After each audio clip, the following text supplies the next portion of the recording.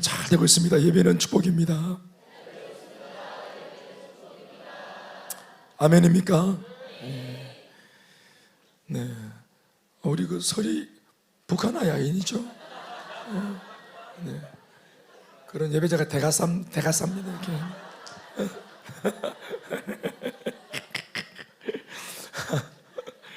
너무 사랑스럽고 이쁘고, 아유, 요 분홍색 둘이 앉아 이렇게 입고 있으니까 또 새끼 되지가 않네. 너무 참하고 이쁘다. 40호는 무슨 계산법이고, 기본이 이제 6개월마다 한 명씩 파송하면 이제 이렇게 1년에 2호씩 하니까, 맞네. 이번에 이제 여름에 가시는 마지막 사람이 선교사님이 24호니까, 그럼 계산을 이렇게 하면은 40호면 몇 년도고, 세아야? 20살 때 몇 년도고? 내가 언제 준비해야 되노? 내가 준비해야 되잖아. 내만 준비하나? 오늘 이 사실을 엄마랑 아빠는 아시나? 그래. 알겠습니다. 그래, 알겠다. 또 따로 만나서 얘기 좀 하자. 우리 요즘에 이렇게 예배를 들어오는 우리 요 초등부 아이 5명 있는데, 우리 여기 제가 아이들 이름이 다 기억이 안 나가지고, 요새 저 예배 자꾸 출몰하는 그 어린이 그 오공주 있잖아. 그러니까 요 오공주가 있네요. 근데 우리 오공주한테 부탁을 좀 할게. 오공주야, 같이 이렇게 이제 선교 갔다 와서 이제 끈끈해졌지. 관계가 더 사이가 좋아졌지.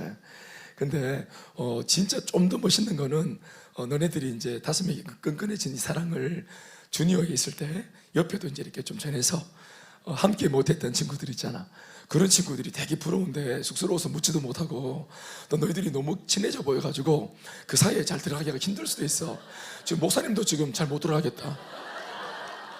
막 함께 하고 싶은데 너희들이 너무 그냥 좋아 보여가지고, 그래서 이제 옛날에 하여튼 옛날이란다 하여튼 그래서 다른 친구들도 좀 이렇게 너희들이 야 함께 하자 하고, 내가 이번에 갔는데 이런 게 있었어 하고 참 좋았는데 하고 얘기도 나눠주고, 또 그래서 우리 거기 뜨거운 예배 드렸었잖아. 그지? 거기서 맞지 설아?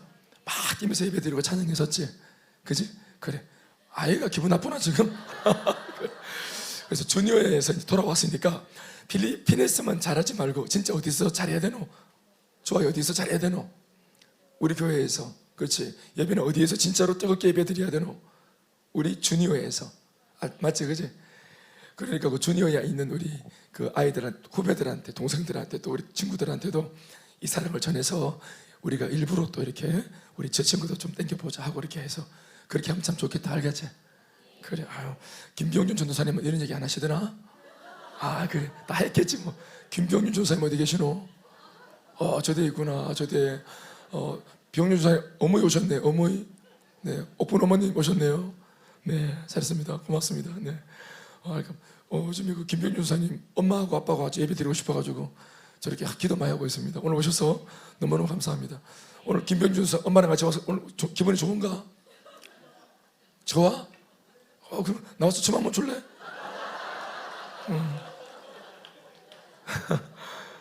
그래. 감사합니다. 네, 우리 한번 인사할까요? 잘 되고 있습니다. 예배는 사랑입니다. 인사하겠습니다. 오늘 우리 설교 제목이 이렇습니다. 예배 3 이렇게 돼 있는데, 뭐 1, 2가 있었던 얘기죠. 오늘 주일만 오시는 분들은 예배 언제 설교를 했다고 3고 루스는 어디 가뿐노 이렇게 하시는 분이 계시는데, 제가 지난주 금요일날 이제 금요일날마다 제가 예배 말씀을 시리즈로 전했는데, 그저께 이제 금요일날 사실은 이 말씀을 전했어야 되는데 다른 말씀을 전해가지고 준비 다 해놓고 나왔는데 잠깐 하고 들어와서 설교를 했었어야 되는데 그 설교가 하여튼 다른 도로 가pus어요. 제가 너무 걱정이 돼가지고 막 눌려가지고 내가 그 금요일 예배 영상도 올리지 마라 그랬어요. 네, 설교 영상 올리지 마라 그랬어요. 그래서 지금 안 올라와 있을 겁니다. 왜냐면 제가 거기 이제 제 간증 설교가 돼버렸고, 또 제가 말미에 한 정신이 나가가지고 한 20분 정도 제 모교회 우리 어른 목사님 흉내를 좀 내가지고 또 우리 또 대현 집사 또 제 7년 후배거든요. 모교회 대현 집사 호남 들어보시게. 그래. 뉴요커인데 아유 우리 어른 목사님 뭐요 아나 알지? 근데 어른 목사님 희야가 흉내 좀 냈다. 천국에서 보시고 노하셨을까 싶어가지고 그래가지고 자신이 없어가지고 내 영상 올리지 마라 했다. 그래. 내 마음이 좀 진정되면 뒤에 올리려고. 아무튼 그러다 보니까 예배 1, 2가 이제 그렇게 금요일마다 이제 선포됐고, 그리고 이제 오늘 제가 좀 여러분들 실망하시는 것 같아가지고 왜 실망하냐면은 내가 금요일날 설교를 딱 앞에 나와서 하는데 나도 모르게 이끌림받아 사고 있는데 요 앞에 몇 분이 노트를 꺼내가지고 뭐 적으려고 이렇게 준비하고 있더라고. 그래서 내가 오늘 예배가 설교가 셌습니다 이러니까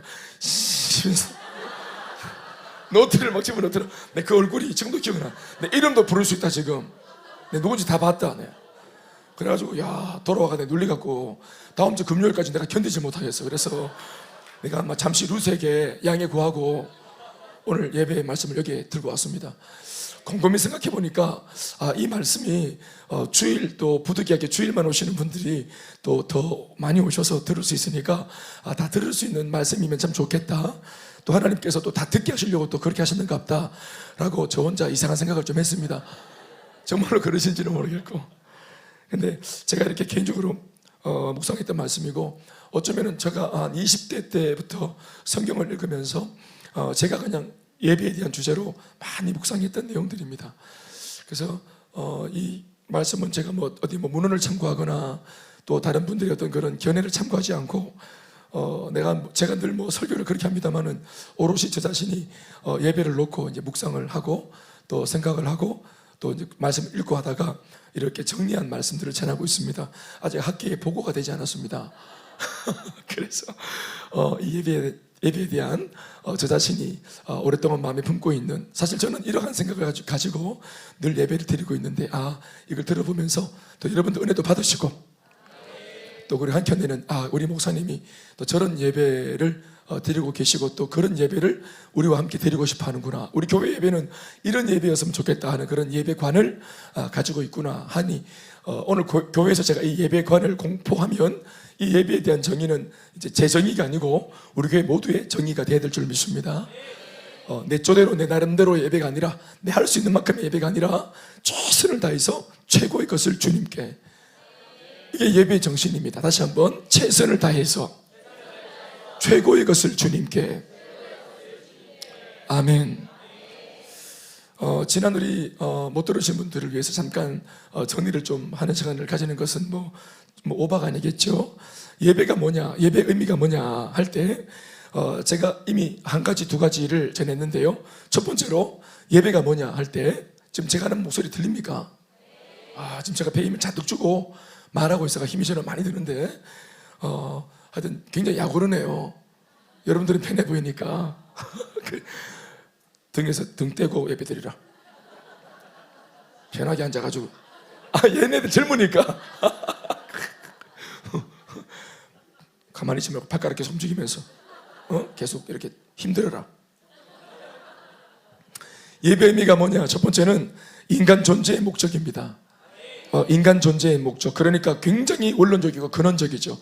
그러니까 예수님 믿고 안 믿고를 떠나가지고 그냥 인간 존재의 목적입니다. 아멘, 아멘. 그러니까 예수를 믿는 사람은 당연히 그 존재를 이제 내 존재 목적을 예수님의 은혜 안에서 알게 되어지죠. 아멘, 아멘.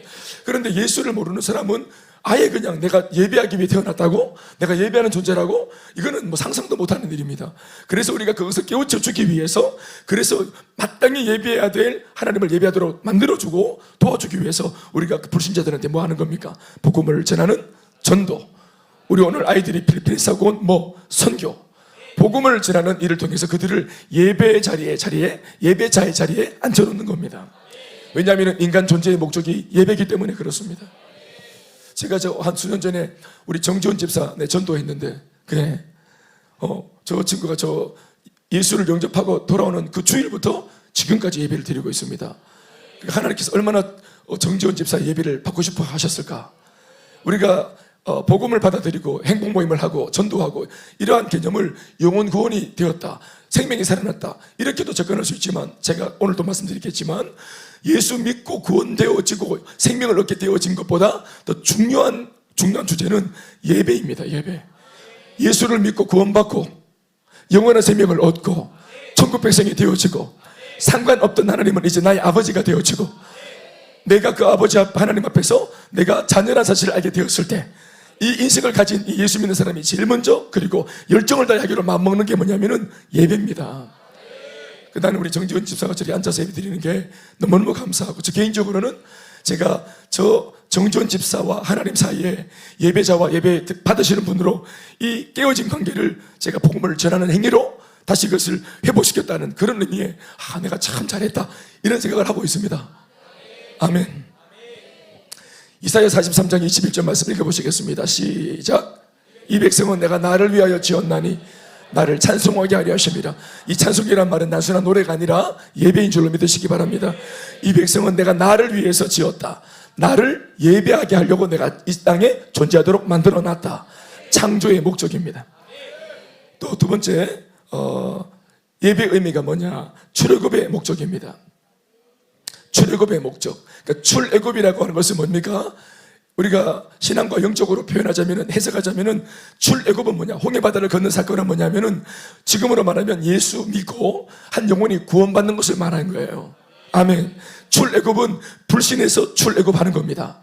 예수 믿지 않던 그 흑암에서, 어둠에서 빠져나오는 것입니다. 그래서 출애굽기 적혀 있는 그 출애굽의 사건은 오늘 우리에게 적용하면 예수 믿던 사람이 예수님을 믿고 구원받는 사건을 말하는 겁니다. 출애굽의 목적이 출애굽기 5장 1절에 적혀 있는데, 출애굽의 목적은 곧 예수를 믿게 하신 주님의 목적입니다. 나를 왜 예수 믿게 하셨는지, 나를 왜 구원받게 하셨는지, 구원과 그리고 예수 믿는 목적입니다. 그게 뭐라고요? 예배입니다. 아멘. 이 말씀 읽어보시겠습니다. 출애굽기 시작. 그 후에 모세와 아론이 바로에게 가서 이르되 이스라엘의 하나님 여호와께서 이렇게 말씀하시기를 내 백성을 보내라. 그러면 그들이 광야에서 네 앞에 절기를 지킬 것이라 하셨나이다. 다 아멘 합시다. 모세가 다짜고짜 바로로 찾아가서 이 히브리 백성들을 내보내라. 400년간 종살이하는 이 사람들 원래 노예가 아니다. 하나님의 백성이다. 아브라함의 자손이다. 예배하기 위해서 하나님이 세우신 백성이다. 내보내라. 이유가 뭐냐 하니까 모세가 바로에게 말하기를 절기를 지키기 위함이다, 이렇게 말했는데, 다르게 좀 의미적으로 표현하면은 예배를 지키기 위함이다, 이런 뜻입니다. 아멘, 아멘. 그래서 예배를 드릴 이 사람을 네가 붙잡아 놓고 이렇게 인생을 착취하고 노동하도록, 의미 없는 노동을 하도록, 노예생활 하도록, 이렇게 죄의 종이 되도록 만들면 안 돼 하고, 모세가 바로에게 엄포를 놓은 것처럼 지금은 십자가 위에 예수님께서 오늘 마귀를 향해서 내 백성을 내놓아라. 아멘입니까? 예수님이 이 백성들한테 마귀에게 하는 말이 내 백성을 내놓아라. 아멘, 아멘. 사망아 너희 이기는 것이 어디 있나? 죽음아 네가 쏘는 것이 어디 있나? 음부야 권세야 죽음아 내 이름으로 명하노니 떠나가라. 그래서 묶여있는 모든 결박을 풀어서 우리를 해방시키시는 바로 예수님의 십자가의 승리, 의미인 줄 믿습니다. 그 승리 덕분에 우리가 구원받고 해방되어져서 하나님을 예배하는 자리에 돌아온 것입니다. 그리고 지난 시간에 이어 오늘 예배라고 하는 제목과 또 그 주제로 예배가 과연 어떤 의미와 가치를 가지는 것인지 그것에 대해서 알아보고자 합니다. 오늘은 지난 시간에 이어서 세 번째와 네 번째로 이어가며 그 의미를 설명하겠습니다. 세 번째 예배의 의미가 뭐냐? 바로 이스라엘 백성들의 패망과 그리고 포로기와 귀환의 근거와 이유입니다. 이 세 가지 사건, 이스라엘 백성들의 패망, 전쟁에서 지고 망한 패망, 그리고 노예로 잡혀가는 포로기, 그리고 다시 하나님의 은혜로 극적으로 귀환해서 다시 돌아오는 그 귀환. 따라합시다. 패망, 포로, 귀환. 이제 그러니까 이런 얘기를 들으면 이스라엘 역사 가운데 어디를 봐야 되냐면은 남주다가 바벨론에 의해서 전쟁에서 져서 패망하고 또 70년간 포로로 잡혀가고 또 하나님의 은혜로 이방 왕에 의해서, 예수 믿는 사람이 아니라 이방 왕의 어떤 결정에 의해서 그들이 힘 하나 안 들이고 이방 왕의 결정으로 그들이 고향으로 돌아오는 귀한 사건의 내용을 보시면 되겠습니다. 이스라엘의 패망, 포로, 귀환의 이 말은 다른 말로 표현하면 예수를 믿는 우리 성도들의 흥망성쇠라고 보시면 됩니다. 예수 믿는 나의 삶에 일어나는 흥망성쇠의 근거와 이유가 뭐냐, 이렇게 우리가 제목을 붙이면 되겠어요. 이해되시죠? 답을 드리면 그것의 중심에도 뭐가 있다는 말입니까? 뭐가 있다는 말입니까? 내 혼자 합니까? 그거 중심에 뭐가 있다는 말입니까? 목이 아파 죽겠다. 그거 중심에 뭐가 있다는 말입니까? 그래. 오늘 좀 내가 좀 투정을 좀 부려야 되겠어요. 네. BC 586년에 바벨론이라고 하는 이방 나라에 의해서 남유다는 완전히 멸망을 당합니다.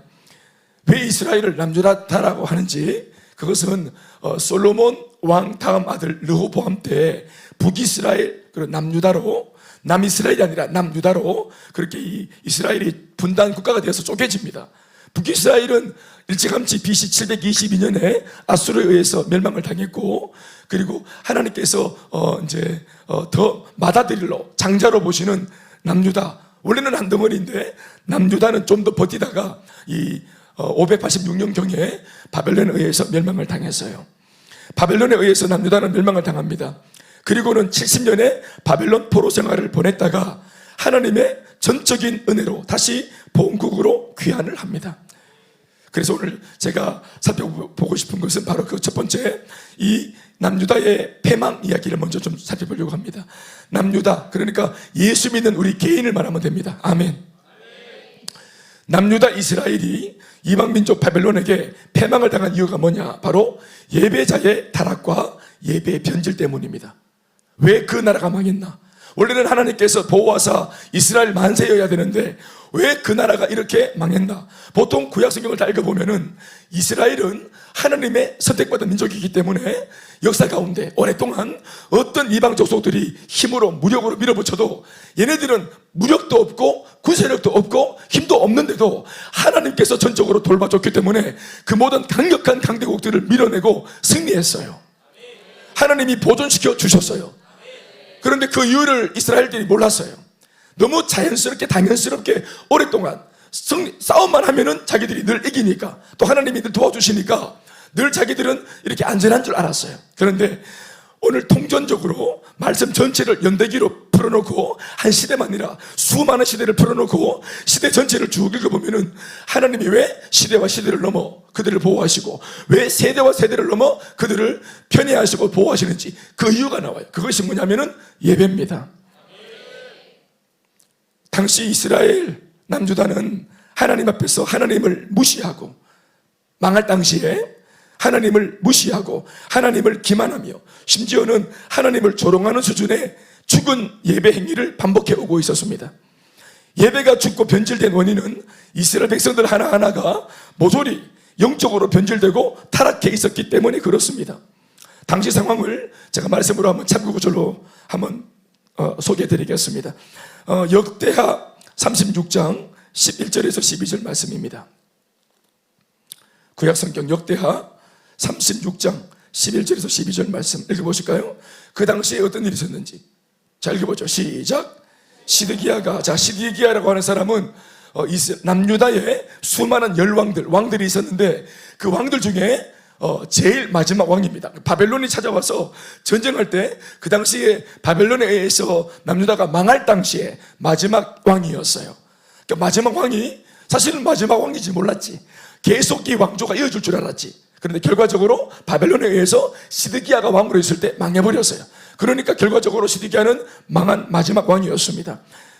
그래서 망하기 직전에 어떤 꼴이었나, 이 왕을 좀 보세요. 시작. 시드기야가 왕위에 오를 때 나이가 21세라 예루살렘에서 11년 동안 다스리며 그의 하나님 여호와 보시기에 악을 행하고 선지자 예레미야가 여호와의 말씀으로 알 일러도 그 앞에서 겸손하지 아니하였으며, 쉽게 말하면 시드기야는 악한 왕이었어요.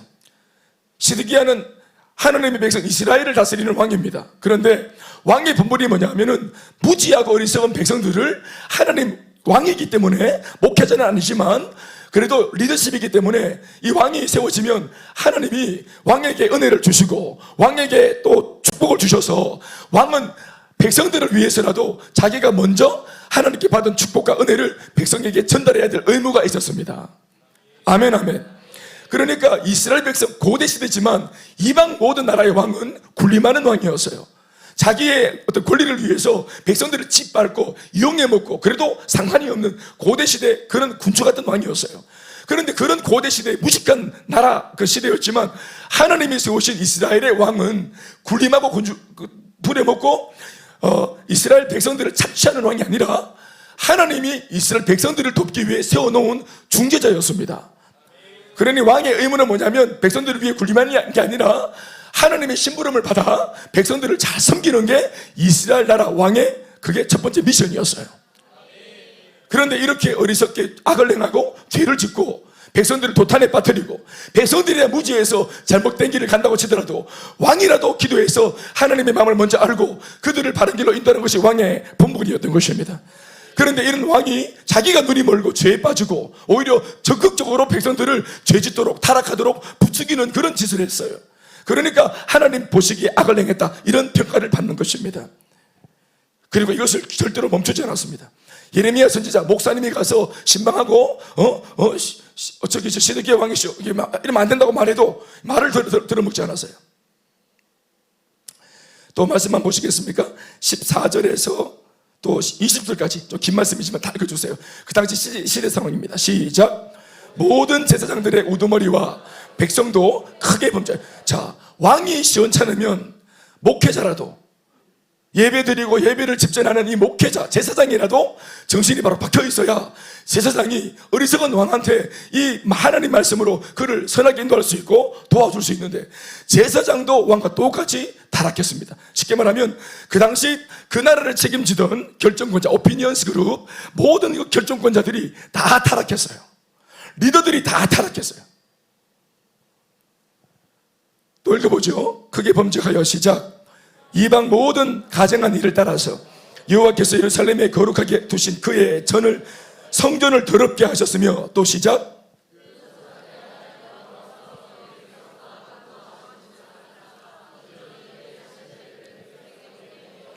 하나님이 또 다른 선지자를 일으켜서 심지어 왕도 권면했고 목회자도 권면을 했는데도 들어먹지를 않습니다. 이거 멈춰지질 않아요. 하나님은 처음에 인내심을 가지고 정말 젠틀하게 말씀을 통해서 깨닫게 했어요. 여러분 하나님의 은혜가 무슨 은혜냐면은 이게 상황과 사건을 통해 메시지를 주는 게 아니고 고상하게 이렇게 예배 시간에 목사를 통해서 설교를 통해 메시지를 전할 때 이때 하나님의 뜻을 알아보는 게 그게 은혜입니다. 그래서 우리 엄마들이 늘 우리 어릴 때 했던 말이 있잖아요. 좋은 말로 할 때 들어라. 이렇게 뭐 우리가 엄마한테만 들었습니까? 우리 부인들한테도 듣고 있지 않습니까? 좋은 말 할 때 들으세요. 이렇게. 네. 할렐루야. 네. 좋은 말 할 때 우리 들읍시다. 이거 좋은 말 하는데 안 듣는 겁니다. 멈춰지질 않아요. 또 읽어볼까? 16절 시작.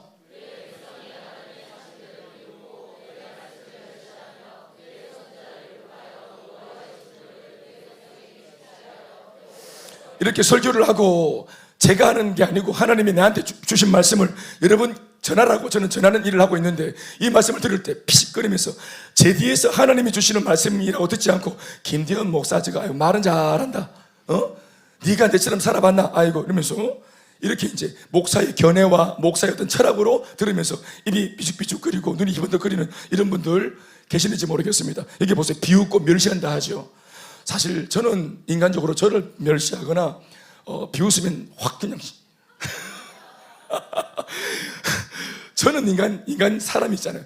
여러분들이 혹시라도 마음에 안 들어 이렇게 할 수는 있는데 하나님이 비워 있다는 것을 그 뒤쪽에 있다는 사실을 꼭 명심하시면 좋겠습니다. 말씀을 무시하고 하나님의 말씀을 조롱하는 것은 그것은 실수가 아니라 죄가 되는 거예요.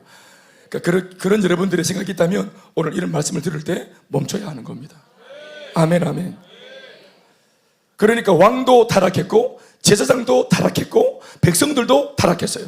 또 우리 더 읽었죠? 17절도 읽어보십시오.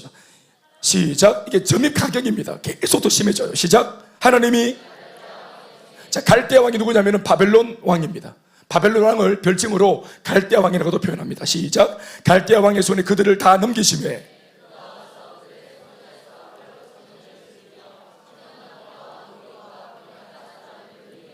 18절.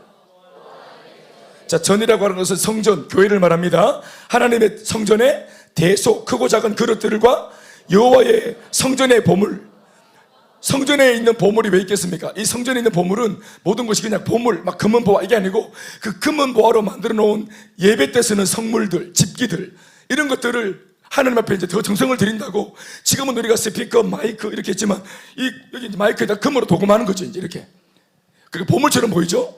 그게 막 제가 이제 막 감추고 다니고 이렇게 보물이니까 이렇게 하는 게 아니고, 이 모든 것을 왜 이렇게 지장을 했냐면은 하나님 앞에 최선을 다해서 최고의 것으로 예배하기 위해서.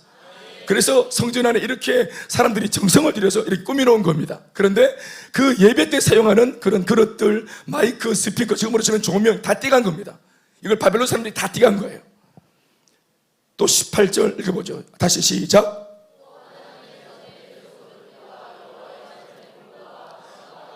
보물을 다 바벨론으로 가져갔다. 19절 시작. 또 하나님의 성전을 불사르고 예루살렘 성벽을 헐며 그들의 모든 궁실을 불사르며 그들의 모든 귀한 그릇들을 부수고, 20절 칼에서 살아남은 자를 그가 바벨론으로 사로잡아. 이때 이제 다니엘, 사드락, 메삭, 아벤느고 이런 사람들이 잡혀간 겁니다. 또 무리가 거기서 갈대아 왕과 그의 자손의 노예가 되어 바사라고 하는 것은 페르시아를 말합니다. 페르시아국이 통치할 때까지. 원래는 바벨론이 처음에 와서 이 남유다를 이제 멸망시켰는데, 그래서 누가 득세했냐면 처음에는 바벨론이 득세했어요. 신흥 강국이었습니다. 그런데 세월이 지나는 중에 몇십 년 후에 페르시아에 의해서 이제 이 나라 바벨론도 그냥 멸망당합니다. 그런데 중간에 있는 누굽니까? 노예들은 그대로 있는 거예요. 나라가 바뀌었는데도. 이해되십니까? 원래는 이스라엘 백성들이 누구의 노예였습니까? 포로였습니까? 바벨론의 노예였다가 나라가 뒤집어지는, 천지가 개벽하는 바람에 누구의 노예로 된 거예요? 페르시아의 노예가 되어 있는 겁니다. 그러는 동안에 70년이 지나간 거예요. 무슨 말인지 알겠죠? 이거 이상 쉽게 할 수 없어요. 할렐루야. 또 이 설교 시간은 공부하는 시간이 아니기 때문에 약간의 또 우리 초신자들이 많고 이러니까 좀 양해 바랍니다. 네. 따라오고 계십니까? 네. 그렇죠. 네.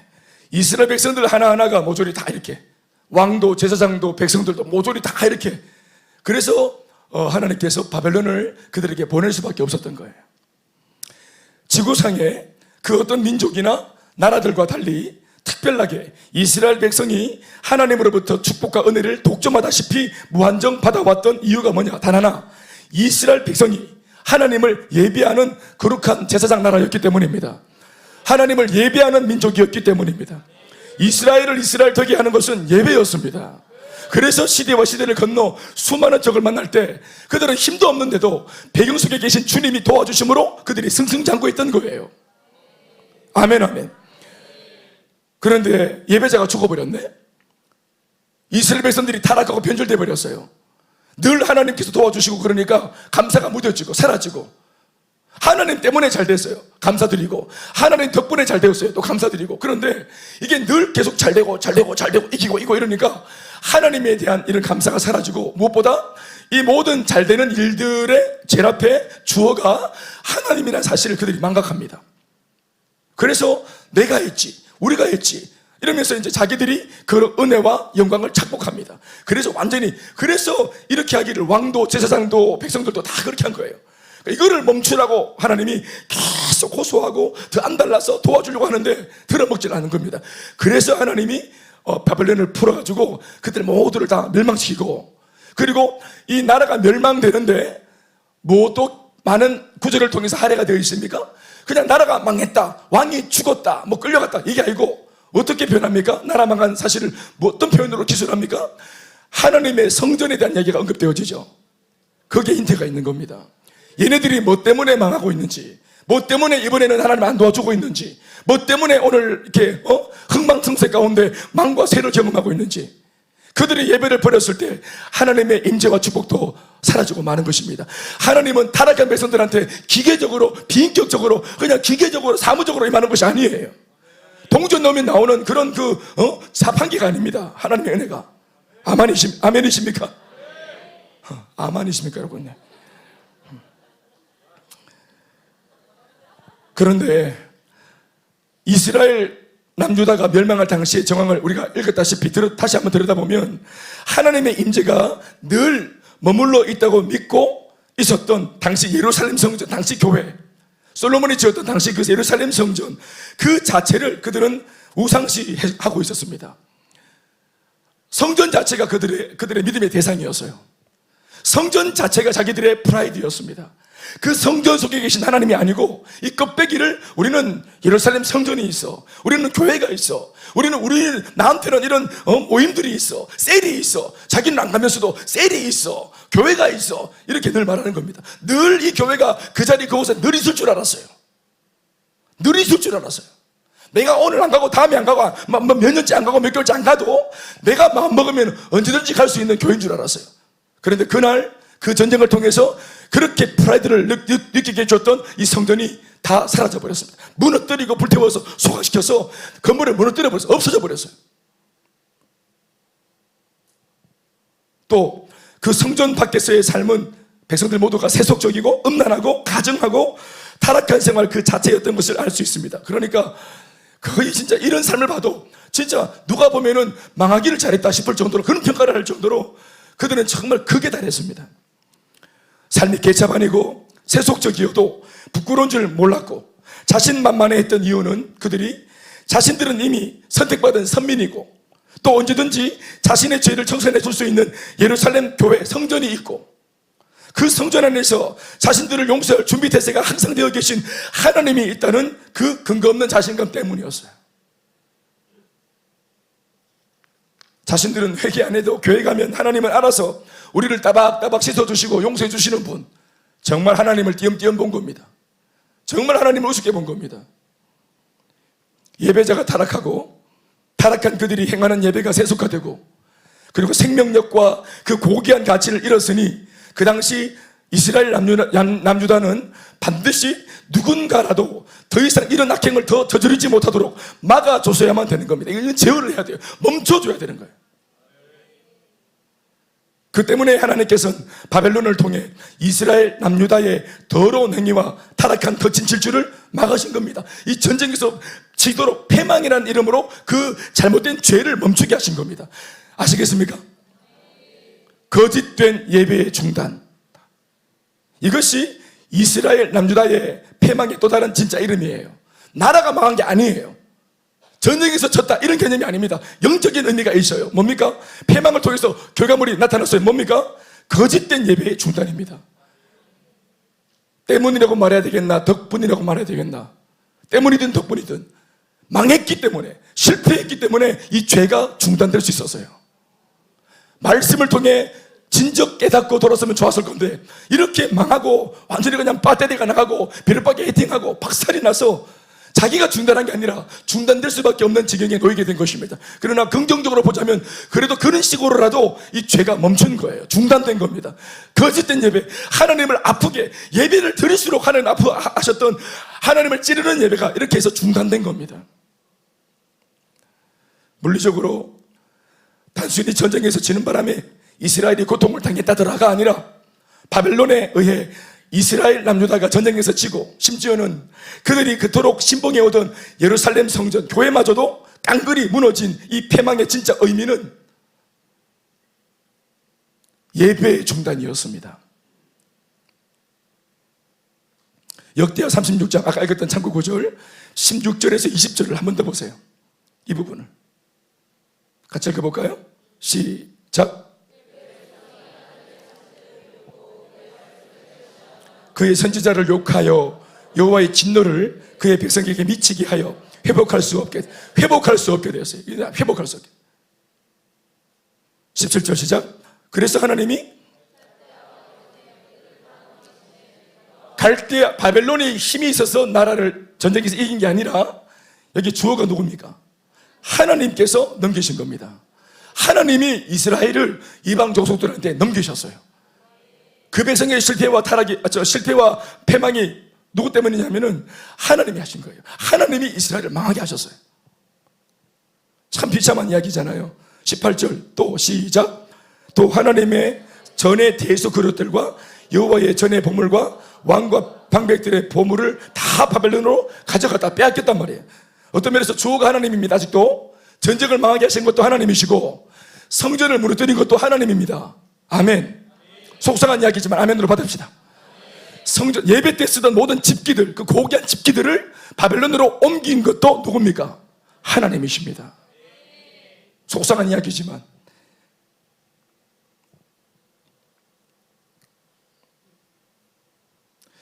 이 부분을 위해서 우리 좀 더 조금 몇 가지를 가지고 조금 더 설명을 주고 있는 다니엘서 1장 2절 말씀 한번 읽어보시죠. 다니엘서 1장 2절을 읽어도 이제 같은 시대였기 때문에 이렇게 이 상황을 조금 더 이렇게 첨부하고 있습니다. 읽어보시죠. 시작. 주께서 유다 왕 여호야김과 하나님의 전 그릇 얼마를 그의 손에 넘기시매 하나님께서 주께서 전 그릇 얼마를 느부갓네살의 손에 넘겼다 이렇게 되어 있죠. 그리고 그가 시작.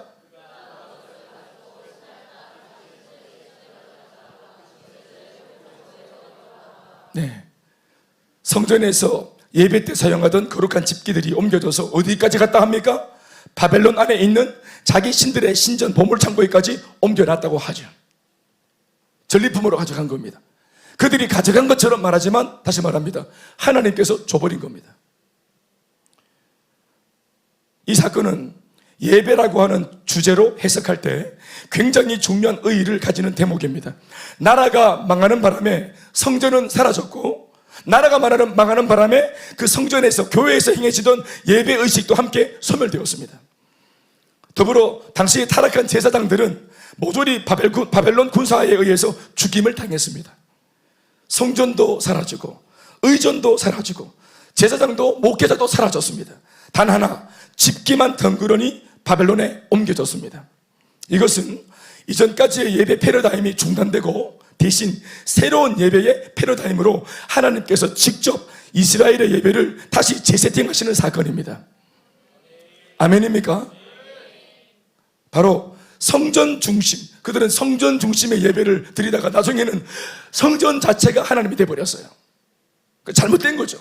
바로 성전 중심의 예배가 아니고 이 전쟁과 패망 덕분에 어떻게 옮겨졌습니까? 하나님 중심의 인격적인 예배로 옮겨갑니다. 아멘 아멘. 또 이 패망이 뭘 말합니까? 의전 중심의 예배에서 말씀 중심의 예배로 옮겨갑니다. 또 제사장 한 사람 중심의 예배에서 백성들 전체 예배자 중심의 예배로 옮겨갑니다. 이해되시면 아멘 하시겠습니까? 하나님께서 원하시는 예배가 아니었어요. 그 전의 예배가 예배 행위를 하고 요란하고 야단스럽게 예배했지만 성전 자체를 신봉하고 그리고 들어와서 의전하는 거. 이거 한 번씩 이제 우리가 종교개혁을 16세기 할 때 종교개혁자들이 제일 많이 시물라 했던 것이 뭐냐면은 그 당시 부패한 타락한 그 중세 성당 가톨릭 성전에서 생겨졌던 의전 중심의 그 가톨릭 미사였습니다. 인격적으로 하나님을 만나는 것이 아니라 의전하는 의전을 맡은 사람들만 그들만 신나고 모든 예배자들은 그거를 구경하고 관람하는 그게 예배의 전부였어요. 아닙니다. 모든 성도들이 예배자여야 되고 책임을 맡은 사람의 소수만 예배 드리는 게 아니고요. 김재현 목사 예배를 보는 게 아닙니다. 찬양할 때 찬양단들의 찬양을 보고 있는 게 아닙니다. 여러분 모두가 우리가 위치만 다르지 저마다 앉아있는 모든 자리에서 우리 모두의 예배가 올려져야 되고 우리 모두의 찬양이 드려져야 되는 것입니다. 예배는 아무도 예배를 음미하는 사람이 있어서는 안 돼요. 예배를 받으시는 단 한 분의 청중은 오직 하나님이십니다. 우리는 구경꾼이 아닙니다. 모두가 다 저마다의 자리에서 힘을 다해. 그게 뭐 저 기둥 뒤에든 아니면 뭐 이쪽 기둥 뒤에든 아니면 뭐 기둥 뒤에든 우리가 어디에 있든지 다 우리는 하나님 앞에 예배를 드려야 하고 나의 예배가 오늘 이 시간 성공해야 됩니다. 예배의 성공이란 말은 하나님께서 우리의 예배가 아니라 하나님이 나의 예배를 받으셔야 됩니다. 하나님이 어리지만 서리의 예배를 받으시고 하나님이 어리지만 새하 예배를 받으시고 예빈이 굽이 다 해야 되네. 큰일 났다. 주하 또 큰일 났네. 현준이 서윤이 또 막 거기 들어봐라. 관우 또 의식 없네. 친구 저 친구 우리의 예배를 받으셔야 됩니다. 두세요. 괜찮아요. 나의 예배가 성공해야 됩니다. 아멘입니까? 그렇게 이해되시면 아멘 하시고. 옛날에는 이렇게 고개 들었다 내렸다 하면 이렇게 제가 잘 길을 찾았는데 지금 약간 좀 몸이 안 좋은지 고개 들었다 내리니까 원곳 위치를 못 찾겠네. 이게. 자, 뭐가 하고 그들이 그래서 옛날에 자기들이 생각과 인격을 안 담고 형식적으로 드리던 모든 예배가 이래 성전 중심의 예배, 또 의전 중심의 예배, 또 제사장 혼자 설치는 예배, 지금 저 혼자 설치는 거 아니죠? 예배가 다 사라지고 이게 이제 성전 중심의 예배가 하나님 중심의 예배로, 의전 중심의 예배가 말씀 중심의 예배로, 제사장 혼자만의 중심의 예배가 예배자 모두의 중심의 예배로 바뀌는 것입니다. 이게 왜 바뀐 줄 아십니까? 언제 바뀌냐면은 패망하고 난 뒤 그들이 끌려가서 포로가 되어서 70년간 지하 감방에 갇혀 있을 때 일어난 사건입니다. 왜요? 노예가 되어서 포로가 되어서 지금 바벨론에 끌려왔어요. 다 거기 이제 사드락, 메삭, 아벤느고, 다니엘 있었던 겁니다. 거기 다 있었는데 그들 중에 다 포로인데 여기 뭐가 있겠어요? 성전이 있습니까? 주일마다 이 바벨론 사람들이 교회 갔다 오라고 보내줍니까? 요즘에 군대는 보내줘요? 종교 생활하도록 보내주나? 보내줘. 지역 집사님 군에 있을 때 종교 생활, 그때 예사 믿었구나. 안 보내줍니다. 아주 지독한 부대입니다. 이 부대가. 바벨론 부대는 안 보내줬어요. 그러니까 성전에 가고 교회 가고 이게 없습니다. 그러니까 어떻게 해야 됩니까? 우리가 있는 이 자리, 지하 감옥에서 그냥 예배를 드리는 겁니다. 그러니까 의지할 눈에 보이는 성전이 없기 때문에 거기 길들어져 있다가 그 떼국물이 포로기기 중에서 빠져나가는 거예요. 이해되십니까? 우리도 성전을 딱 지어놨는데 이럴수록 조심해야 됩니다. 야, 저기 우리 큰수마을에서 교회 알파시티 2로 99, 야, 떨어진다 진짜 땅 대지에 345평에다가 건평 920평을 딱 지어가지고 이렇게 촥 해가 이렇게 성전 부지 땅 놓으면 또 이게 평소 290평 딱 이래가지고 딱 이래 다 외우시는 거, 골 때리죠. 다 외우대. 이래가 시스템이 돌아가고 저기 저도 사실 저희 집에서 베란다 열면 우리 교회가 딱 보입니다. 내가 이 집을 얻은 이유도 사실 그것 때문이기도 했습니다. 교회가 딱 보이니까 불 꺼질 때 전화합니다. 박 목사 불 꺼졌는데 불 켜라. 요거 죄송합니다. 비밀인데 내가 그리고 카페 오늘 누가 있나 봐. 카페 사정이 불 들어와 있네. 병준 전도사 4층 카페에 불 좀 꺼라. 라면 끓여 먹고 라면은 집에서 먹어야지. 이렇게. 성전이 우상이 되면 안 되죠. 아멘, 아멘. 네. 그러니까 이게 지하에서 예배를 드리는 거예요. 성전이 없어. 그러니까 인격으로 하나님을 생각해서 예배 드려야 되겠죠. 그래서 영과 진리로 마음을 다해 예배하는 훈련이 그 지하 감옥에서 일어났다. 아멘입니까? 포로기 중에 떼국물 빠지고, 하여튼 C급을 하고. 그러니까 포로기가 뭐냐면은 바로 훈련입니다. 훈련. 거기에서 제대로 된 훈련을 받으면서 정이 취한 겁니다. 아멘. 이제는 의전이 없어. 무슨 의전이 있습니까? 가운 입고 나와가지고 보온 이거 들고 나가 이거 없어요. 함이 없어. 이런 수 없어요. 요로로 나와가 서 있고 이렇게 이런 게 없어. 없다고. 그러니까 모두가 다 하나님의 말씀에 쓸데없는 볼거리 쇼가 아니라 귀를 열고 하나님의 말씀, 그 중에 누가 하나님의 말씀을 암송하는 사람이 있는데 책이 없잖아. 성경이 없잖아. 그러니까 이 말씀을 묵상하고 있고 외우고 있고 암송하는 사람, 이 사람이 그때 말씀을 전하면 모두가 그 칙칙한 곳에서 그 말씀을 동양귀 들어가지고 그 쪼가리 복음을 들으면서 감격하고 기뻐하고, 그래 맞아, 하나님 말씀이 그랬지 하나님 말씀이 그랬지, 내가 저 말씀을 믿었어야 되는 거야 하고. 아멘입니까? 배가 불러서 귀를 닫고 앉아가지고 이렇게 있었던 그 태도와 자세를 반성하고 돌아서는 것입니다. 그 포로기 지하 감옥, 여기서 여기도 지금 말씀 받는 사람들은 저 지하실에 넣어가지고 하여튼 이렇게 좀 떼국물을 좀 빼야 되나 왜 되나, 떼국물 다 빠져나 그래가지고. 그리고 앞에서 따박따박 은혜를 끼쳐주던 그 목회자가 사라지니까 전부 다 민초들이 남아서 서로 같이 셀로 모이고 평신도들끼리 모여가지고 서로 손잡아주고 붙들어주고 기도하면서 이렇게 그 성도 중심의 예배로 회복이 된 것입니다. 그러니 포로기는 그들에게 저주입니까 축복입니까? 심지어 패망했던 그 전쟁 비참하지만 그것마저도 축복이에요. 멀리 보면 축복입니다. 포로기 70년도 축복입니다. 그래서 이 70년 동안 아무것도 없는 그 지하에서 그들이 예배드릴 때마다 눈물로 예배드리고 눈물로 찬양하고 눈물로 기도하고 눈물로 감격하면서 그들이 그렇게 하나님을 바라봤죠. 아멘이십니까? 하나님, 우리가 이곳에서 이렇게 초라하지만 예배합니다. 주님, 우리는 초라하지만 주님은 늘 보배로우시고 가치로우신 분이시니까 주님이 머무시면 이곳이 하늘나라인 줄로 믿습니다. 높은 산이 거친들이 초막이나 궁궐이나 내 주 예수 모신 것이 하나님 나라인 줄로 믿사오니 이제 우리가 자랑질하던 모든 거친들은 사라지고 우리만 남았사오니 주여 내가 예배자가 되게 해주십시오. 이런 것들 저런 것들을 통해서 장치를 통해서 예배 받지 마시고 아니요 인격을 담은 나 예배자 나를 통해 주님 영광을 받으십시오. 그래서 진실 어린 예배자로 그들이 그 지하에서 노예가 되어서 거듭나는 것입니다. 그래서 그들이 70년간 눈물로 드렸던 예배, 그래서 그들이 그 예배가 끝나고 그 포로가 끝나고 난 뒤에 해방되어서 돌아올 때, 귀환할 때 그들이 귀환해서 막 돌아올 때 그들이 막 노래를 부릅니다. 그게 시편 126편 10입니다 5절 6절을 한번 읽어보실까요? 우리 잘 아는 말씀, 이 배경에서 그들이 부른 노래예요. 이게 시작. 눈물을 흘리며 씨를 뿌리는 자는 기쁨으로 거두리로다. 다시 눈물로 시작. 눈물을 흘리며 씨를. 그러니까 70년 동안이나 이렇게 하나님을 그리워하고 은혜를 그리워하고 지금은 비록 포로가 되었지만 우리 다시 해방될 수 있을지 모르겠지만 해방이 된다면 나 고향으로 돌아가, 예루살렘으로 돌아가, 나 과거의 습관을 버리고 나 진짜 마음을 담아 예배해야지, 하나님을 마음껏 사랑해야지. 포로가 되어서 입 밖에 사랑합니다 주님 말도 못해, 숨죽이면서 주님 사랑합니다 주님 사랑, 그렇게 자유가 주어졌을 때는 하지 않던 것들이 70년간 그래서 그 지하에서 입을 틀어막으면서 눈물로 주님 사랑합니다 주님 사랑합니다 주님 때를 고대합니다. 그렇게 눈물로 씨를 뿌렸다 이 말입니다. 이 말이 그 말입니다. 눈물로 흘리며 씨를 뿌리는 자는 오늘 뜻밖의 주님의 도우심을 통해서 귀환되었죠. 해방되었죠. 아멘이십니까? 그래서 기쁨으로 단을 거둔다. 이 거뒀다는 귀한 사건이 바로 기쁨으로 거둔 단입니다. 와, 드디어 이 날이 왔구나 하고 또 6절 읽어보세요. 시작. 울며 씨를 뿌리러 나가는 자는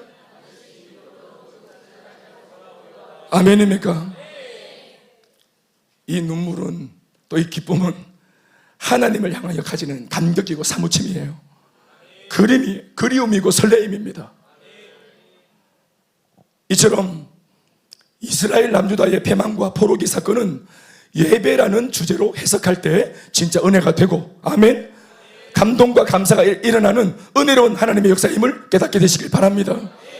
비록 전쟁에서 패배한 부끄러운 사건이었고 70년 포로 생활을 했다는 비참한 이스라엘의 역사였지만, 흑역사였지만 하나님께서 이렇게 대수술을 감행해서라도 이스라엘 백성들을 다시금 하나님을 바르게 예배하는 진실된 예배자로 세워 가졌다는 사실을 묵상해 보면 참으로 놀라운 은혜인 줄로 믿습니다. 이게 어메이징 그레이스예요. 심지어 망하고 포로가 됐던 게 오히려 다행이고 감사까지 하게 되는 지경입니다. 아멘. 하나님께서 패망, 실패죠. 그리고 포로기, 훈련이죠. 이런 패망과 포로기, 실패와 훈련 사건으로 그전까지의 거짓된 신앙과 예배의 삶의 질주를 멈춰줬더니 실제로 그 70년 포로기 동안 이스라엘 백성들이 살았던 그 땅은 그 덕분에 안식과 쉼을 누렸다고 본문은 특별한 독특한 표현으로 기술하고 있습니다. 역대하 36장 21절을 읽어보세요. 이스라엘 백성들이 패망했기 때문에, 포로로 끌려갔기 때문에 이 땅이 모든 거짓된 예배와 산이 멈췄죠. 그걸 놓고 어떻게 표현하는지 보세요. 기가 막힌 표현을 합니다. 21절 시작. 이에 토지가 황폐하여 땅이 안식년을 누림같이 안식하여 70년을 지냈음. 여호와께서 예레미야 입으로 하신 말씀이 이루어졌다. 아멘이십니까? 참 놀라운 일이죠. 제가 해석한 것이 맞죠. 전쟁에서 지고 예배가 중단되고 거짓된 삶이 중단되고 가짜의 신앙 흉내내던 거, 가정스럽게 가식적으로 거짓되게 살았던 거, 이 모든 게 전쟁에서 망하고 포로가 되는 바람에 멈추게 되었어요. 그 덕분에 멈추게 되었어요. 이걸 어떻게 표현했냐? 이 땅이 그 이스라엘 백성들, 사람들, 여러분, 땅이 사람을 망칩니까? 사람이 땅을 망칩니까? 가정이 가족을 병들게 합니까? 가족들이 가정의 가풍을 병들게 합니까? 환경입니까? 사람입니까? 대답하세요. 사람이잖아요. 그 사람이 죄로 그 환경을 물들이고 오염시키니까 심지어 피조세계가 몸부림을 쳤어요. 몸살을 앓았어요. 땅이 쉬지를 못했어요. 동성로가 쉬지를 못했어요. 오랫동안. 예. 불야성을 이루고 밤새 불키고 막 흔들어 제끼고 번쩍번쩍 하니까 이 땅이 쉬지를 못해서 죄를 짓는 사람 때문에 이 땅이 안식을 못했는데, 사람들이 멈추는 바람에, 죄인들이 이 하나님의 강력한 역사로 멈추는 바람에 70년 동안이나 이 땅이 안식을 얻었다 하잖아요. 여러분, 그리고 70년 뒤에 회복된 이 사람들이 깊은 깨달음을 가지고 정상의 모습으로 돌아오잖아요. 사람도 돌아오는데 사람들이 70년간 훈련받고 돌아오기까지 하나님은 이 땅을 어떻게 준비했습니까? 과거의 모든 실패가 다 거두어지고 이 땅이 예배자를 기다리는 땅으로, 땅이 예배자를 기다립니다. 여러분, 이 땅이 주인을 잃었다가 70년간 그 덕분에 쉬면서 안식하면서 죄가 멈추고 저주가 멈추면서 이 땅이 70년간 하나님의 명령을, 이 땅이 이미 하나님의 음성을 들었어요. 땅 주인 곧 온다고 회복되어서 완전한 예배자가 되어서, 그리고 이 땅으로 돌아오는, 이 땅이 안식하면서 그 주인을 기다린 겁니다. 대구집사, 우리 교회가 19년도 9월 말에 입당을 했는데, 19년도 그때부터 이 교회가 니를 기다렸대. 진짜로. 상진 집사님, 19년도 이 교회가 지어지면서 그때부터 우리 전상진 집사님 가족들을 이 성전이 기다렸습니다.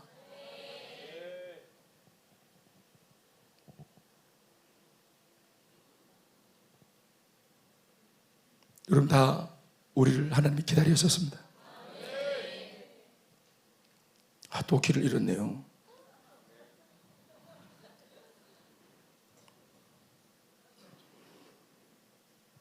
그러니까 여러분들이 한번 대답해 보세요. 이스라엘 백성들의 패망은 뭡니까? 한 나라의 패망이 아니라 타락한 예배의 중단입니다. 70년 동안의 포로기는 뭡니까? 새로운 예배 갱신 사건입니다. 이해가 되시면 아멘 하시죠. 더불어 70년 포로기가 끝난 뒤 이방왕 고레스 왕에 의해서 이스라엘 포로들이 다시 예루살렘으로 돌아오는 소위 귀환 사건마저도 예배를 위한 사건이었다는 사실을 먼저 알려드리면서 관련된 말씀을 찾아보겠습니다. 에스라 1장 1절로 11절 말씀입니다. 정말 좋은 말씀입니다. 에스라 1장 1절에서 11절 말씀입니다. 이 말씀 한번 읽어보시겠습니다. 바사왕 고레스, 페르시아, 이미 이제 요 말씀이 나올 때 이미 바벨론이 멸망한 겁니다. 페르시아가 들어왔어요, 이미. 자, 시작. 바사왕 고레스 원년에 여호와께서 예레미야의 입을 통하여 하신 말씀을 이루게 하시려고 바사왕 고레스의 마음을 여러분, 고레스는 예수 믿는 사람 아니라 했죠? 불신자입니다. 아시겠죠? 불신자 왕입니다. 아까도 말했지만 이 사람 누구를 선처를 베풀고 이렇게 할 필요가 없는 사람이에요. 지가 신이에요. 군림하고 착취하고 다 돼요. 그런데 고레스가 원년에 왕이 되자마자 바벨론을 물리치고 자기가 페르시아 왕이 이 나라를 차지하자마자 마치 하나님께서 이 포로를 구하기 위해서 보낸 마치 구원자인 것처럼 이 고레스, 이방왕, 이 고레스는 하나님 몰라. 근데 하나님께서 고레스 왕에게 네가 잘나서 그 땅을 차지한 줄 아느냐 꿈에 나타나셔가지고 완전 세리 잡아가 막 내 말을 들을지어다. 이 고레스 하나님 모르는 사람이 네 알겠습니다 이해돼. 그래서 칙령을 내립니다. 개꿈이네 이게 아니고 꿈꾼 거 가지고 개꿈인데 이게 아니고 뭐 했다고요? 법을 제정하고 법을 공포했습니다. 하나님 명을 받고, 그것도 하나님 모르는 사람이. 믿습니까? 그 내용을 읽어봅시다. 바사왕 고레스의 마음을 감동시키매 그가 온 나라에 공포도 하고 조소도 내려 이르되, 바사왕 고레스는 말하노니 하늘의 하나님 여호와께서 세상 모든 나라를 내게 주셨고 나에게 명령하사 뭐를 건축하라고 명령하셨다고요? 귀를 의심합니다. 귀를 의심합니다. 유다 예루살렘의 성전을 교회를 건축하라. 홍준표 시장 감동을 받아서 그 지방에서 교회 부채를 다 책임지고 건축 비용 다 대소라. 그거와 똑같은 거예요. 세 번째 시작 3절. 이스라엘 하나님은 삼신이라 너희 중에 그의 백성된 자는 다 유다 예루살렘으로 올라가서 이스라엘의 하나님 여호와의 성전을 건축해라. 노예들아, 이 땅에 있는 노예들, 이스라엘 출신 노예들, 내 소문 들었는데 노예들이 있다며. 노예들이 흩어졌어. 오래되다 보니까 흩어진 원래 이스라엘 백성들 다 같이 와서 다 같이 너 고향으로 돌아가서 너가 교회를 지어라. 허락을 하노라. 대단하지 않습니까? 4절 시작. 다 같이 읽으세요. 4절 시작. 그 남아있는 백성이,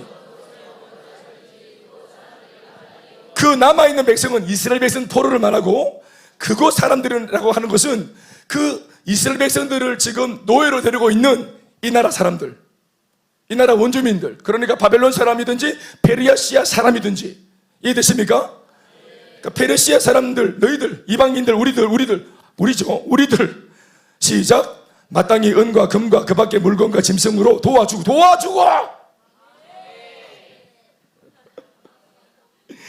이런 걸 읽으면서 은혜가 안 되면 진짜 마이크 다 던지고 집에 가볼 거거든. 또 그 외에도 예루살렘에 세울 하나님의 성전을 위해서 예물을 기쁘게 드릴지라. 다시 한번 좀 하십시다.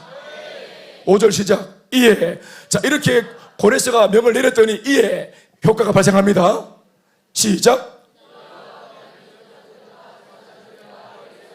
그 마음이 하나님께 감동을 받고 올라가서 예루살렘의 여호와의 성전을 건축하고자 하는 자는 다 일어나니 그 사면 사람들이 짐승과 보물로 돕고 그 외에도 예물을 기쁘게 드렸더라. 아멘이십니까? 또 계속 시작. 고레스 왕이 또 여호와의 성전 그릇을, 자, 이게 중요한 대목입니다. 고레스 왕이, 자, 중요한 것은 이것도 저것도 뭐 짓고 뭐 돕고 사람들이 하고 다 했어. 그런데 진짜는 뭐냐 하면 이겁니다. 고레스 왕이 뭐까지도 섬세하게 그들을 돕냐 하면은 70년 전에 느부갓네살이 가지고 왔던, 아니 하나님이 느부갓네살을 통해서 옮겨놨던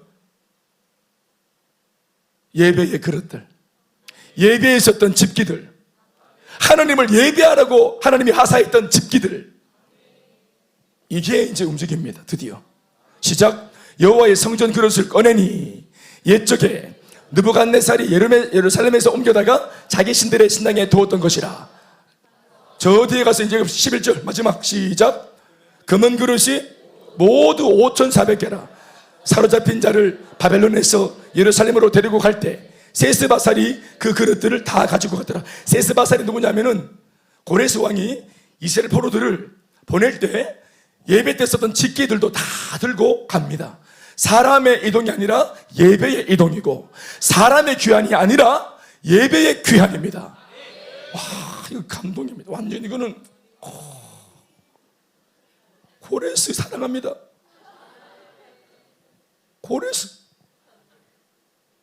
고레스 진짜 진심으로 예배를 드리라고. 다른 것은 다 쌤뺑이에요. 오늘 다 새로 만들고 다듬고 오늘 다시 하는 거예요. 근데 진짜 예배를 예배되게 하는 이 상징적인 겁니다. 그릇 자체가 중요한 게 아니라 하나님 앞에, 이전에 하나님 앞에 다 율법대로 따라서 그 규례대로 그렇게 하나님 말씀과 명령에 의해서 잘 준비했던 그 예배 그 집기들, 하나님의 임재의 흔적이 묻어있는 그 집기들. 아멘 아멘. 이게 오리지널이에요. 이게 오리지널. 예배를 예배되게 하는 오리지널. 이게 가야 돼. 이게 빠지면 예배가 안 돼. 이거를 가져가라 하는데 그들이 다 이고지고 그리고 막 갑니다. 고향으로. 그런데 사막을 횡단하는데 이런 은혜를 모르는 누가 있어요? 건달들이 있는 거예요. 잠깐만 일로 와봐라 하고 어깨동무하고 구석으로 날 따라오라. 웃어야지. 이러고 저쪽으로 데려가는. 얼마 있노? 없어? 10원에 100방 이래가지고 주머니 털어. 이런 수발이 치는 애들이 있단 말입니다. 이 수발이들, 이거 삐드는 아이들, 이걸 막 들고 금은 뭐합니다. 그러니까 막 깡패들이 침을 질질 흘리면서 할 수 있죠. 그런데 그래서 세스바살은 군대 장관입니다. 싸움 잘하는 조자룡이라.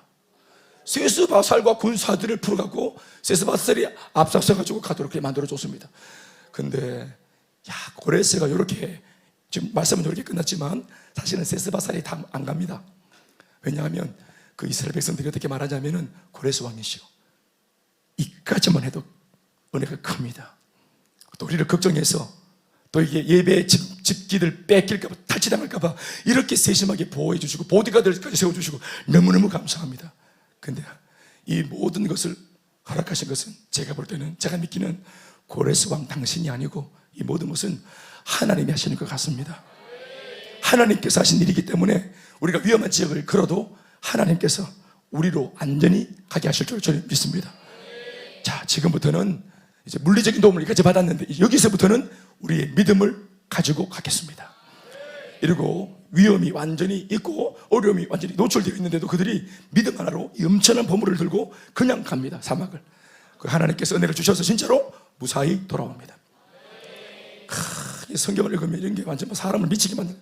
와, 우리 하나님 진짜 기가 막힌 하나님. 세상 예수를 이렇게 믿는 기가, 예수를 이렇게 믿는 기가. 여러분, 하나님의 사람이 보호받습니까? 우리가 세상에서 보호받습니까? 우리가 세상을 보호하는 것입니까? 내 아들 군대 보내서 군대에서 내 아들이 보호받습니까? 군에 있는 예수 믿지 않는 장병들을 내 아들이 보호하는 겁니까? 15명 대답 안 하. 엄마들은 엄마한테 물으면 안 돼. 그래서 하나님께서 우리 아들 당연히 보호하십니다. 그리고 하나님은 우리 예수 믿는 우리 아들을 통해서 예수를 모르는, 그래서 우연인 듯 연속된 우연 속에 내 아들이 있는 그 대대본부, 그 중대본부, 소대본부, 거기에 와 있는 주변에 있는 장병들도 이 아들을 통해서 예수 믿게 만들려는 포부와 계획과 하나님의 섭리로 그런 만남을 만들어 주시는 것입니다. 어떻게 하든지 군대 가서 네 막 아무거나 손들지 말고 어떻게 하든지 빠지고 열애되고 그런 거 가르치지 마시고 네 눈에 보이는 아이들에게 도움을 줘라. 군에 가면 다 힘들지 않나?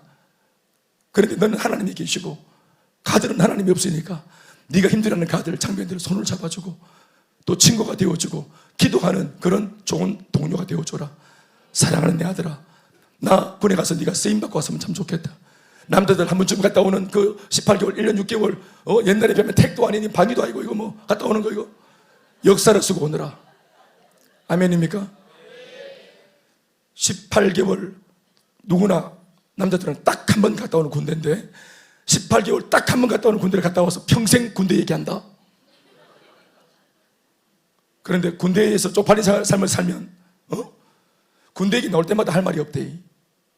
다른 사람들 막 군대 얘기하고 막 심지어 예수 믿는 사람들은 군에서 뭐 믿음 지켰다, 예배 드렸다, 뭐 기도 응답받았다 이런 소리 할 때 이렇게 그 뒤에 가서 막 벽에 동그라미 그리고 이렇게 했고 할 말이 없으니까 평생 얘기할 게다. 잘 갔다 온다. 한 번 잘 갔다 오면 평생 당당하게 얘기할 수 있다. 목사님 저번에 1시간 할애해가지고 군대 간증하는 거 봤지? 축구하는 얘기만 하는 게 아닙니다. 하나만 더 말씀을 드릴게요. 또 길을 잃었네. 이 귀한 사건은 그러니까 사람의 귀환이 아니고 예배자의 귀환입니다.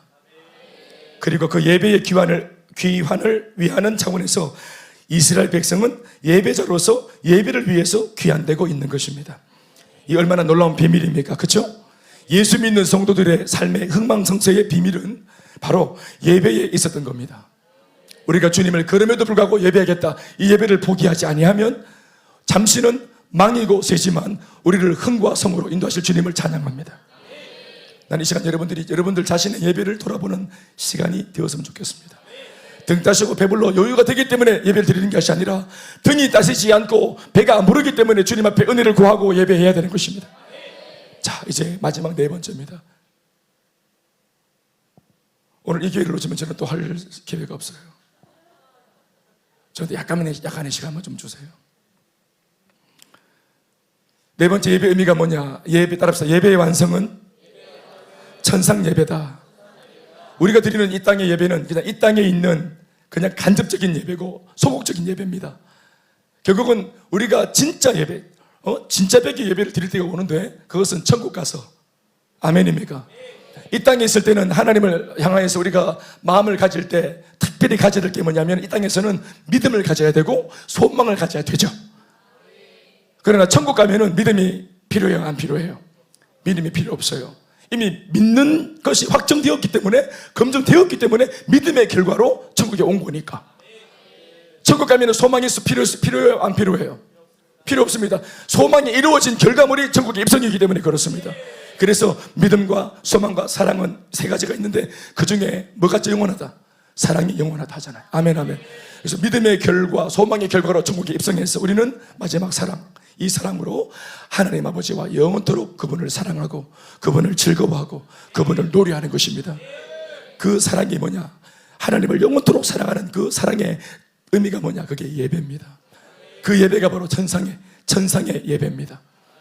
그러니까 예배와 천국에서 천상의 예배, 예배는 곧 사랑입니다.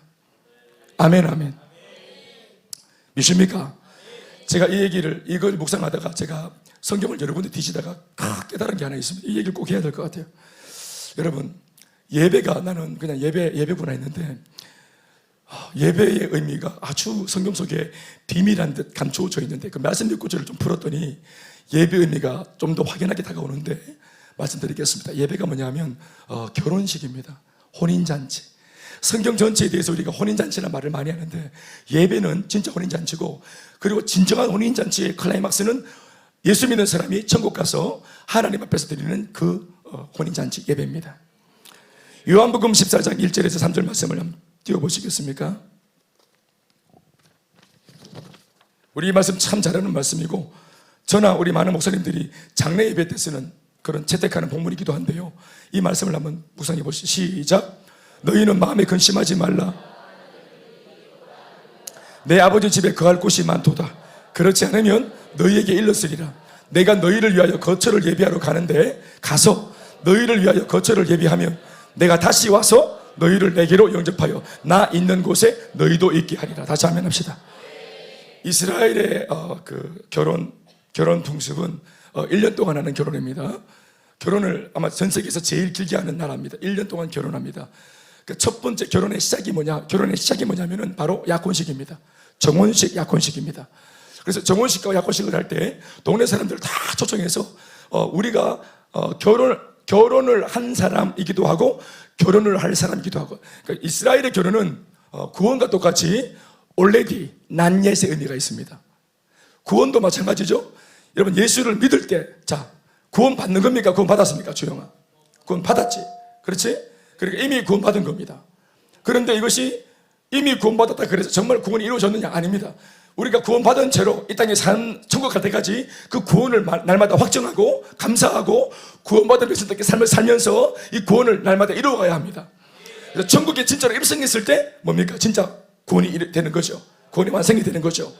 그러나 이 땅에 있는 우리는 구원의 두 가지 의미가 있는데, 예수를 믿으면 구원받았다 말하지만 두 가지 의미, 이미와 아직. 아시겠습니까? already, not yet 이렇게 됩니다. 아시겠죠? 결혼도 마찬가지입니다. 이스라엘의 결혼은 1년 동안 하는데 시작이 있고 결과가 있어요. 시작이 뭐냐면은 결혼의 시작 의미가 뭐냐면은 already.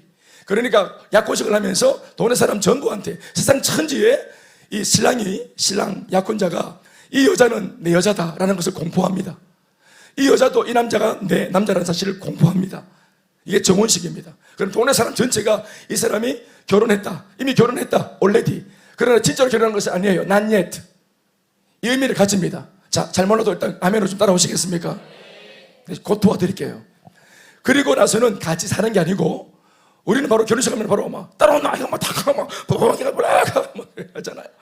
그런데 그들은 결혼식과 약혼식을 하고 정혼식을 하면은 보지 않고 헤어집니다. 그리고 그러기를 거의 1년입니다. 그리고 그때가 언제인지 D-Day가 없습니다. D-Day가 없어요. 그러면 신랑과 신부가 헤어져서 사랑이 날마다 더하겠죠. 진짜 사랑하는 사람들은 결혼식까지 했는데 못 보면 마음이 어떨까요? 예? 잡아놓은 물고기입니까? 아니죠. 마음이 뒤죠. 마음이 고통스럽고 보고 싶으니까. 지금 같으면 막 카톡 보내고 이렇게 할 텐데 못하니까. 그 고대시대니까, 성경시대 2000년 전에 얼마나 보고 싶겠어요. 그러니까 이 떨어진 가운데 그들이 해야 될 일이 있었어요. 이 남자의 아내로서 다시 만날 때까지 준비하는 게 있어요. 이 여자분은 앞으로 결혼을 하기 위해서 준비하는 게 아니라 이 남자의 아내이기 때문에 준비하는 게 있어요. 이미 정혼식을 하면 아내입니다. 신부입니다. 딱 준비하는 게 있어요. 그 준비하는 게 뭐냐면은 자기의 마음과 정절과 사랑입니다. 그러니까 신부로서의 태도를 준비합니다. 태도 한 3일만 하면 준비할 것 같은데 이들은 1년 동안 계속. 그 지나다니는 더 멋있는 남자가 있어요, 없어요? 정혼했지만 우리끼리 얘기합시다. 지나가는 더 멋있는 남자, 잘생긴 남자가 눈에 보일 수 있어요, 없어요? 불가능합니까? 있죠. 저도 아내랑 결혼하고 우리 20년 넘게 살고 있지만 한 번씩 엘리베이터 두고 탁 타면 이쁠 수 있잖아요. 그게 잘못된 건 아니죠. 그러나 한 가지 약속은 해야 돼요. 절대로 입 바깥으로 말을 해서는 안 돼요.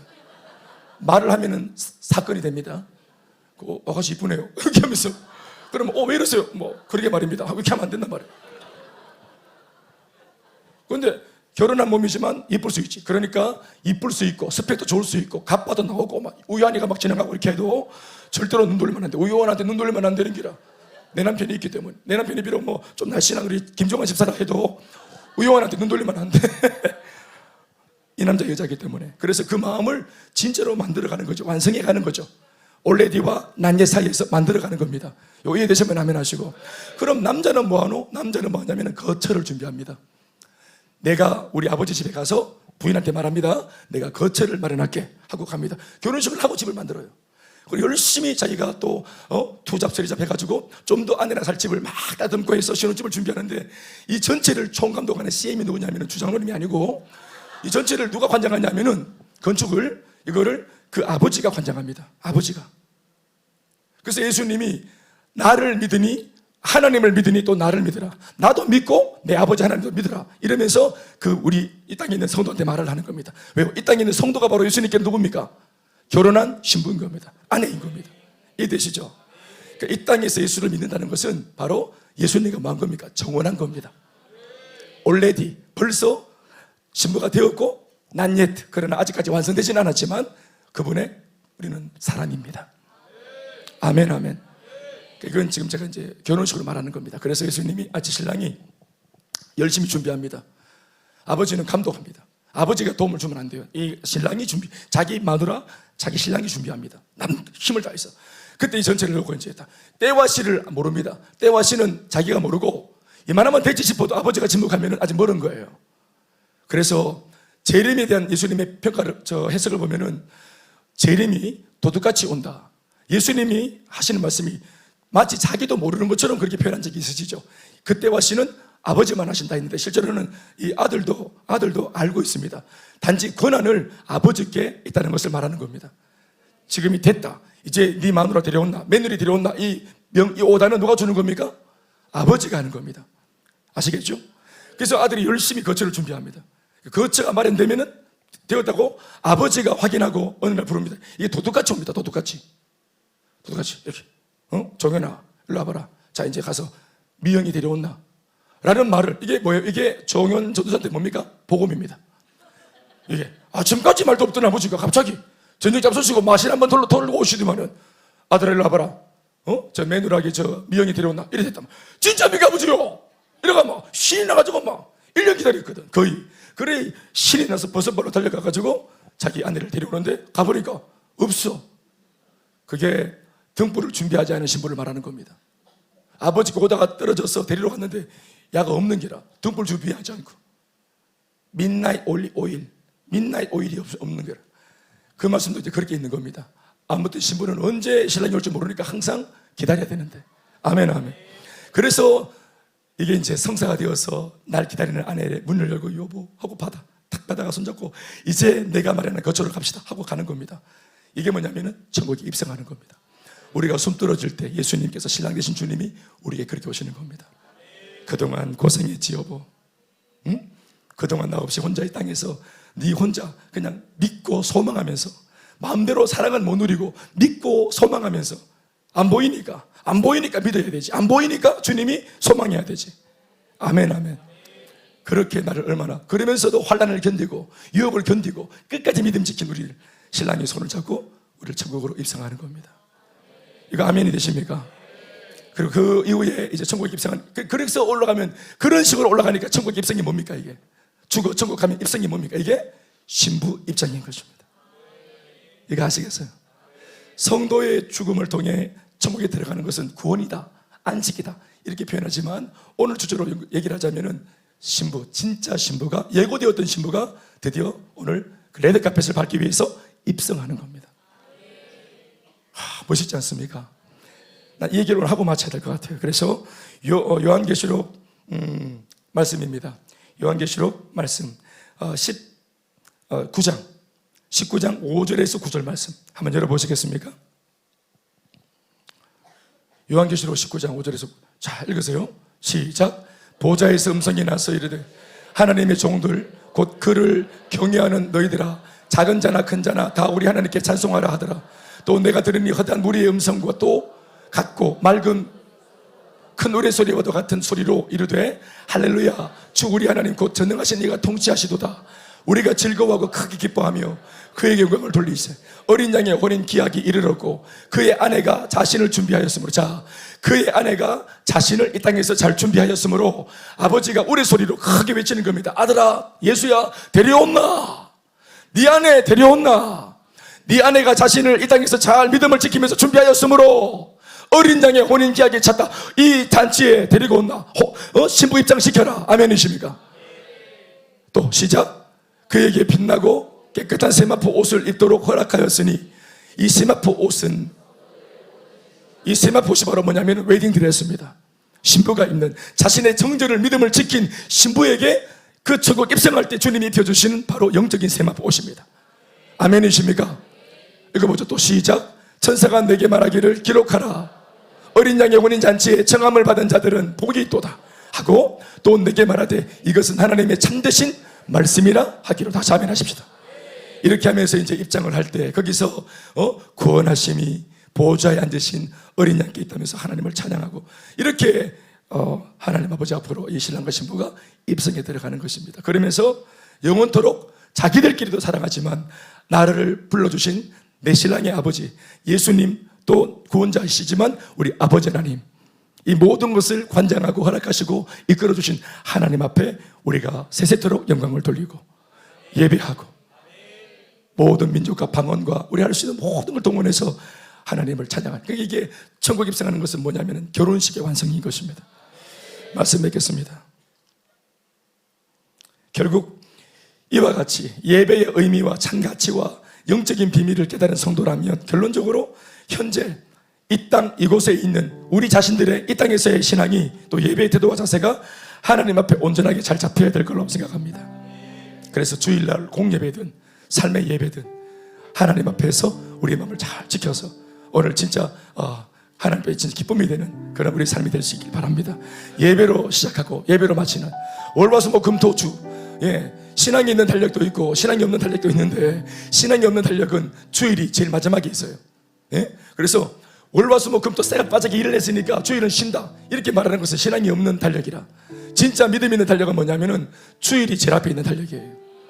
주일, 그리고 예배 드리는 주일, 그리고 월화수목금토, 이렇게 되는 겁니다. 이게 무슨 의미입니까? 예배를 통해서 우리 믿음의 사람들은 삶을 시작하는 겁니다. 그래서 우리가 돈 벌 때보다 눈이 반짝거리고 이 돈 되겠네 할 때 우리가 얼마나 열심히 합니까? 몸도 안 사리고 투잡스리잡 하면서.